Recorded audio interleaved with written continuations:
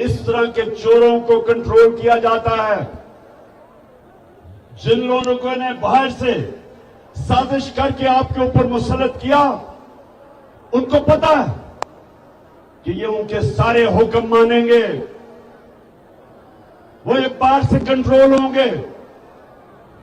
और करा कि ना भूले कि यही जरदारी और नवाज शरीफ 10 साल जब ये पावर में थे, 2008 से लेके 18 तक, तो 400 ड्रोन अटैक हुए हमारे मुल्क पे, कबायली इलाके जो यहां से दूर नहीं है।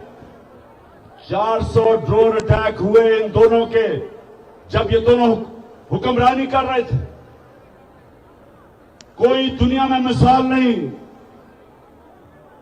कोई दुनिया में मिसाल नहीं कि एक मुल्क की आप जंग लड़ रहे हैं, उनके लिए जंग लड़ रहे हैं, उनके लिए उनकी जंग में हम शामिल हैं, और वो ही हमारे मुल्क के ऊपर 400 ड्रोन अटैक करें और मुल्क के हुक्मरान चुप करके एक दफा मजम्मत, एक दफा उनकी मजम्मत ना करें, प्रोटेस्ट ना करें, एहतजाज ना करें, बल्कि उनके साथ मिलके इन्होंने हमारे मुल्क के ऊपर 400 ड्रोन अटैक करवाए, क्योंकि उनके गुलाम हैं, पैसे बाहर पड़े हैं इनके, और जिधर इनके पैसे पड़े हैं वो कंट्रोल करते हैं इनको। इसलिए ये साजिश के तहत इनको हमारे ऊपर मुसल्लत किया गया। और ये जो आए हैं, इनका मकसद मुल्क की ना महंगाई कम करना था, ना मुल्क की तरक्की करवानी थी। इनका सिर्फ एक मकसद था, एक मकसद है। नौजवानों, मुझे बताओ वो क्या है मकसद? क्या मकसद है?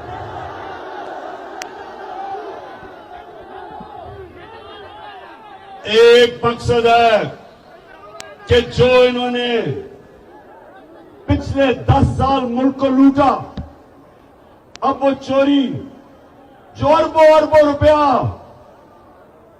रुपए के केसेस थे, 1100 अरब रुपए के केसेस थे इनके ऊपर, 1100 अरब रुपया उसको माफ करवाना था, एनआरओ लेना था, इन्होंने एनआरओ लेना था।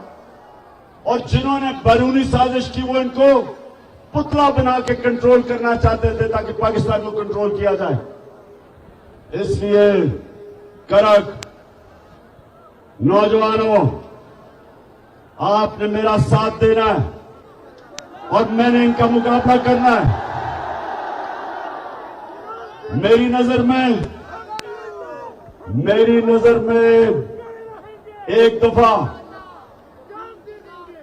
ला इलाहा इल्लल्लाह आपके दिल में चला जाता है, आप कभी भी किसी की गुलामी नहीं करते। इन चोरों की गुलामी सिर्फ करने से बेहतर मर जाना है।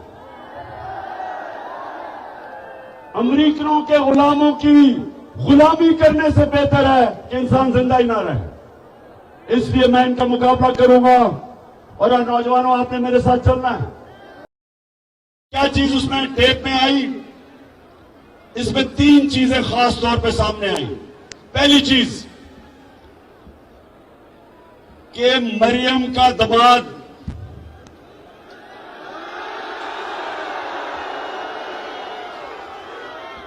आपको मरियम का पता है ना, उसकी जो खास क्वालिटी है, उसकी एक क्वालिटी क्या सबसे ज्यादा? सच नहीं बोला जाता उससे। लंदन तो छोड़ो, पाकिस्तान में भी बेचारी की कोई प्रॉपर्टी नहीं है। अब वो अपने दामाद के लिए, ये जरा गौर से सुने करक, अपने दामाद के लिए हिंदुस्तान से पावर प्लांट की मशीनरी पाकिस्तान इंपोर्ट करवा रही थी। आधी आ गई है और आधी सिफारिश कर रही है कि वो आधी मशीन भी मेरे दामाद के पास ले आओ, क्योंकि उसके पास भी लंदन तो छोड़ो, पाकिस्तान में भी बेचारे के पास कोई प्रॉपर्टी नहीं है। तो इससे दो चीजें सामने आती हैं। एक, नाजायज काम कर रही है, आते साथ ही इक्तदार के जरिए जात को फायदा करवाना, इसको करप्शन कहते हैं। करप्ट नौजवानों, जब भी कोई भी इक्तदार में बैठ के अपने जात को फायदा करवाता है, इसको करप्शन कहते हैं। आप इक्तदार में आके अपनी जात को फायदा नहीं करवा सकते, आप अवाम का फायदा करवाते हैं, अपना नहीं करवाते। तो सबसे पहले तो अपने दामाद का फायदा करवाने के लिए हिंदुस्तान से मशीनरी इंपोर्ट कर रही है। इससे ज्यादा बड़ी चीज कि हमने हिंदुस्तान से तजारत बंद क्यों की थी? मेरी हुकूमत ने की थी। क्यों की थी? क्योंकि हिंदुस्तान ने इंटरनेशनल कानून तोड़ा, यूनाइटेड नेशन सिक्योरिटी काउंसिल की रेजोल्यूशन के खिलाफ जाते हुए कश्मीरियों का जो स्पेशल स्टेटस था, स्टेटहुड, 5 अगस्त 2019 को उन्होंने वो खत्म कर दिया। उन्होंने कश्मीरियों का जो हक था कि वो अपनी जिंदगी का फैसला करें, रेफरेंडम या प्लेबिसाइट के जरिए, ये यूनाइटेड नेशंस सिक्योरिटी काउंसिल ने कश्मीर के लोगों को हक दिया था।